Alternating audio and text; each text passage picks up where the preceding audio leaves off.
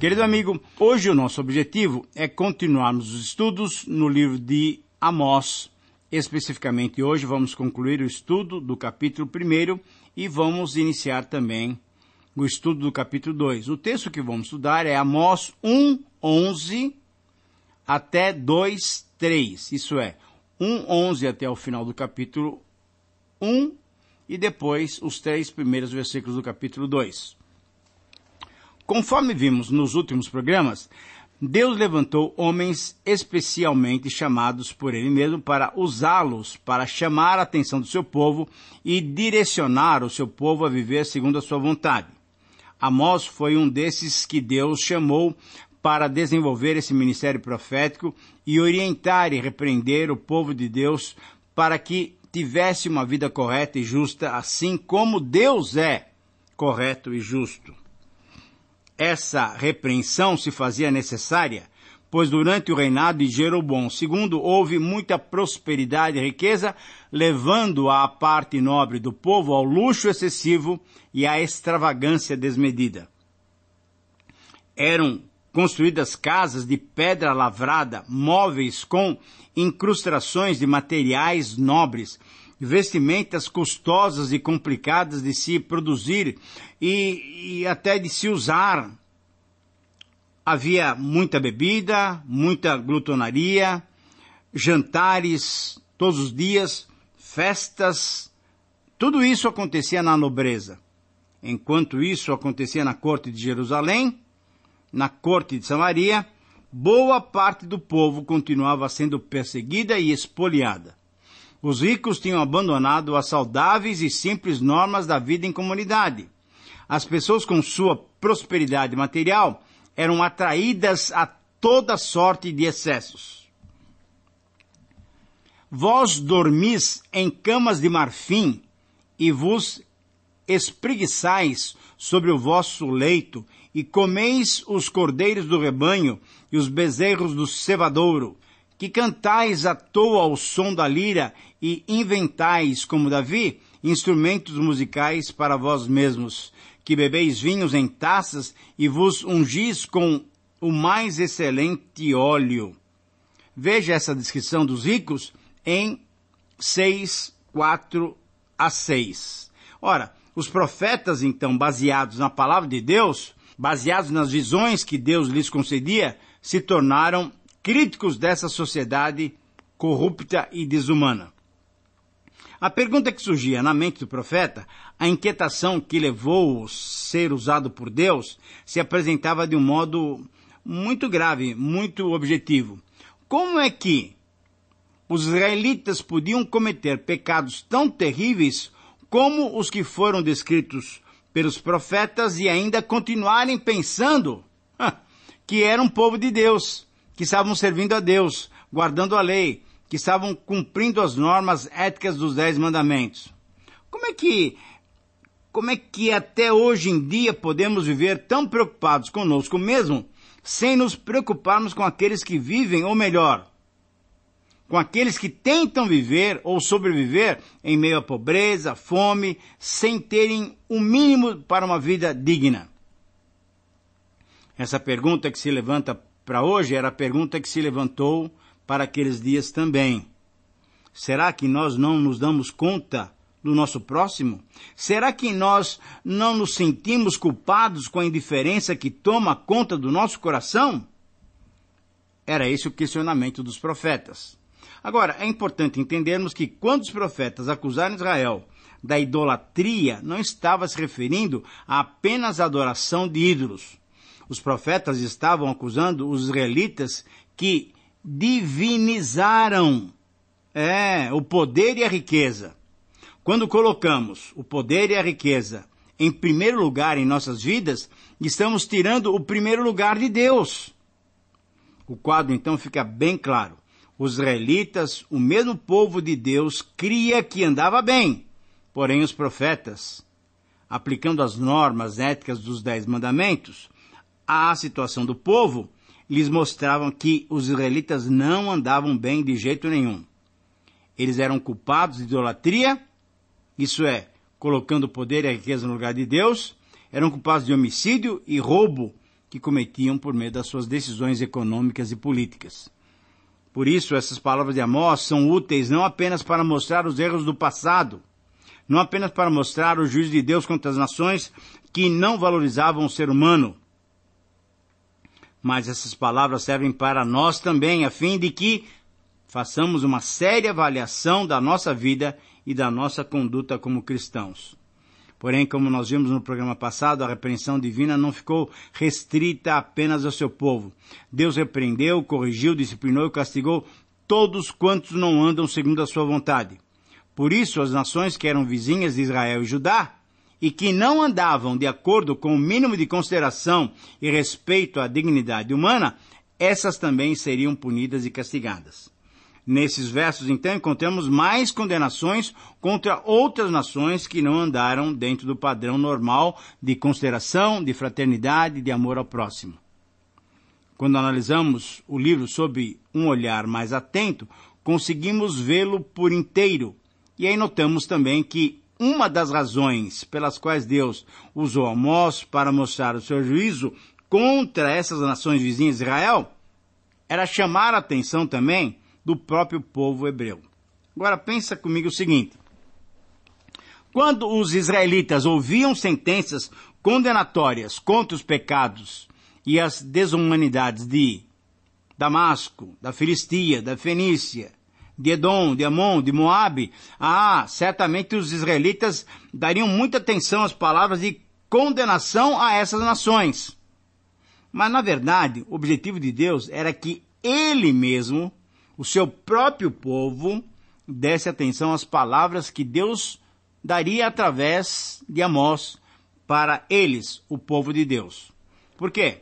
Porque tinha incumbência de anunciar ao próprio povo de Deus, tanto em Judá como em Jerusalém, isso é, tanto no Reino do Sul como em Israel e Samaria, Reino do Norte. Ele tinha, no caso aqui, Amós, esse profeta do 8º século, tinha a responsabilidade de apresentar a repreensão de Deus aos atos do povo, que por muitas e muitas vezes eram piores do que os povos que não tinham Deus. Podemos considerar, então, querido amigo, que Amós passou em revista os povos vizinhos para poder atacar com mais objetividade os pecados do povo de Deus, isso é, de Judá e de Israel. Tendo em vista essa situação, o título para nossa reflexão é ainda a sentença contra Edom, Amon e Moabe. No programa passado, foi a sentença contra quem? Veja se você se lembra. Contra Síria, contra Filistia e contra Tiro. Agora é sentença contra Edom, Amon e Moabe. O texto então é Amós 1:11 até 2, versículo 3. Agora, devemos nos lembrar também, como esclarecemos no programa passado, essa fórmula que Amós usa por 3 e por 4. Amós, então, está usando uma forma literária para que essas mensagens de condenação sejam bem absorvidas pelo povo, pelos seus ouvintes. Amós se demonstra, na verdade, um homem dotado de habilidade poética e entendimento político na apresentação dos juízos divinos contra essas nações. Ele era, na verdade, um eloquente orador. Usando essa estrutura do mensageiro, cada oráculo começava com as palavras, assim diz o Senhor. Por 8 vezes nós temos esse assim diz o Senhor. Depois o profeta prosseguia dando a específica mensagem de Deus a cada um dos povos. Ao utilizar o formato repetitivo e conciso, Amós demonstrou então uma grande habilidade para chamar a atenção dos seus ouvintes com uma mensagem que poderia ser relembrada e repetida. Agora, devemos lembrar que Amós era um boiadeiro. Certamente nós temos que ver aí a ação do Senhor, fazendo com que a palavra desse homem do campo pudesse ser ouvido na cidade de Samaria. Essa expressão, por 3 transgressões e por 4, não suscitarei ou não retirarei o castigo, se repete então por 8 vezes, aumentando cada vez mais a expectativa de um clímax, reverberando como um toque num grande sino, de um grande símbolo tocante, retumbante. Essa estrutura numérica usada por Amós se encontra em outros livros bíblicos, principalmente na literatura de sabedoria dos judeus, como Jó, Provérbios e assim outros livros também.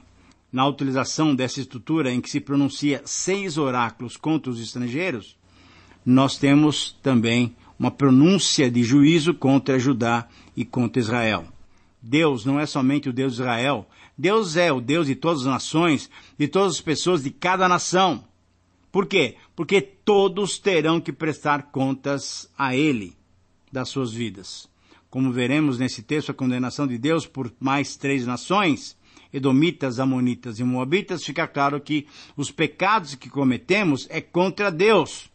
Deus os vê e Ele os cobra de quem os pratica. Por isso, então, como no programa passado, o princípio que nós temos desse texto é, novamente, Deus não deixa o pecado impune. E hoje nós vamos ver as consequências do pecado, de Deus não deixar esses pecados impunes, nesses 3 povos, Edom, Amon e Moabe. A primeira consequência é observada na punição de Edom. Versículos 11 e 12 diz assim: Assim diz o Senhor, por 3 transgressões de Edom e por 4, não suscitarei, isso é, não retirarei o castigo, porque perseguiu seu irmão à espada e baniu toda a misericórdia, e a sua ira não cessou de despedaçar, e reteve a sua indignação para sempre. Por isso meterei fogo a Temã, fogo que consumirá os castelos de Bosra. Queridos amigos, Deus se colocou contra Edom por causa do seu ódio indescritível. Devemos lembrar que os edomitas procediam dos filhos de Esaú, e portanto, eram primos irmãos dos filhos de Israel. Os cananeus, descendentes de Esaú, eram dos povos vizinhos o mais próximo, o mais consanguíneo de Israel. No livro de Gênesis, há uma indicação de que o reino de Edom foi organizado até antes do estabelecimento da monarquia de Israel. O território de Edom se estendia da costa sudoeste do Mar Morto até o Golfo de Acaba, uma região montanhosa, mas rica em depósitos minerais e outros recursos naturais. Os edomitas foram subjugados por Davi e muitos dos seus recursos naturais foram aproveitados por Salomão. Mais tarde, com a queda de Jerusalém e a dissolução do reino de Judá, os edomeus aproveitaram a oportunidade de vingarem-se. Invadiram o território dos antigos opressores e despojaram o povo fraco e indefeso. Portanto, mesmo diante da proximidade familiar, durante os séculos os 2 povos nunca foram capazes de viver em paz entre si. Mas a condenação dos edomeus, então, é mais explícita por sua excessiva brutalidade na guerra e por suas lutas fratricidas contra Israel. Sua especialidade era o saque, e isso acontecia cada vez que os hebreus eram derrotados por um ataque edomita. Os edomitas conseguiam livrar-se do jugo dos israelitas durante o reinado de Jeorão, que reinou entre 848 e 841. Porém, um pouco mais perto da época de Amós, o rei Amazias os derrotou novamente numa batalha e matou todos os presos de guerra. Ora, por isso, a mesma mentalidade, o mesmo sentimento reinava entre as 2 nações, de ódio completo uma pelo outro. Essas 2 cidades que são mencionadas no versículo 12, Temã e Bosra, eram cidades ou distritos, provavelmente eram territórios, visto que os edomitas eram nômades nessa época, mas representavam o poder de Edom, dos filhos de Edom. Não há, querido amigo, ódio mais terrível que o ódio entre irmãos que têm se esquecido do amor. É isso que nós temos visto nas guerras civis que têm afetado o nosso mundo através dos séculos. O ódio e o rancor são como um câncer que consome a própria pessoa e não somente a pessoa contra quem ela dirige a sua hostilidade. Eu estive algumas vezes em Angola e nas primeiras vezes havia guerra ainda. Angolanos contra angolanos. ódio de irmãos entre irmãos, esquecidos do amor que deveriam ter uns pelos outros. A segunda consequência é observada na punição de Amon, versículos 13 a 15. Assim diz o Senhor, por 3 transgressões dos filhos de Amon, e por 4, não retirarei o castigo, porque rasgaram o ventre das grávidas, para dilatarem os seus próprios limites. Por isso meterei fogo aos muros de Rabá, fogo que consumirá os seus castelos com alarido no dia da batalha, com turbilhão no dia da tempestade. O seu rei irá para o cativeiro, ele e os seus príncipes juntamente, diz o Senhor. Querido amigo, Deus se colocou contra Amon por causa da invasão das terras alheias. Os amonitas descendiam de uma das filhas de Ló, e ocuparam o território a leste do Jordão, que fazia divisa com Gileade. Sua conduta desumana na guerra provavelmente ocorreu quando eles serviam como soldados mercenários contratados pela Síria para atacar essa região de Israel chamada Gileade. É provável que os amonitas tenham cometido essa barbaridade quando Naás sitiou Gileade. E embora também houvesse certa proximidade parentesca, esse crime terrível, esse crime violento contra os israelitas foi cometido, como aconteceria ainda em tantas outras ocasiões na luta entre aqueles povos. Por causa desses crimes, os amonitas, o Senhor da justiça, colocaria fogo nos seus muros. Querido amigo, ao longo da história, quantas guerras se tem lutado para aumentar o território de uma nação. É triste reconhecer que ainda nos dias de hoje, a terra vale mais do que o ser humano. A terceira consequência observada na punição de Moabe. Versículos 1 a 3.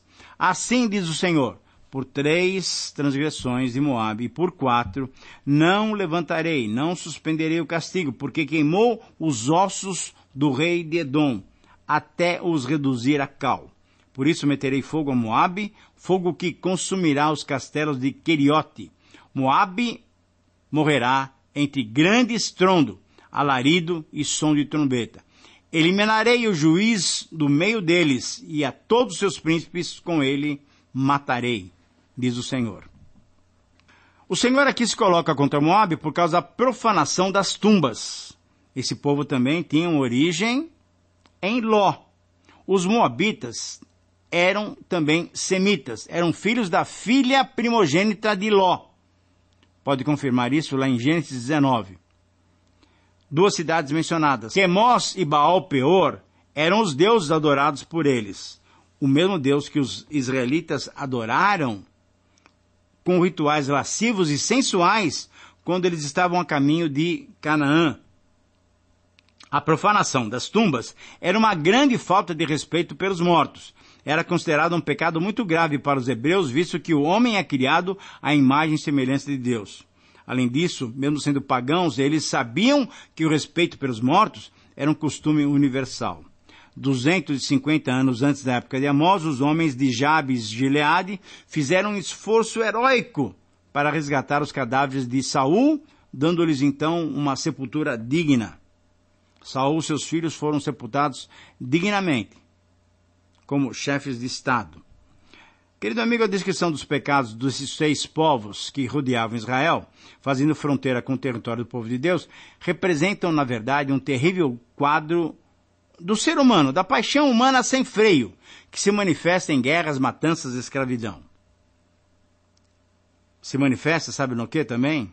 Em violação de mulheres, genocídio e outros crimes que demonstram a crueldade do ser humano quando não tem Deus no seu coração. A punição de Deus contra esses povos demonstra que Ele é soberano sobre tudo e sobre todos.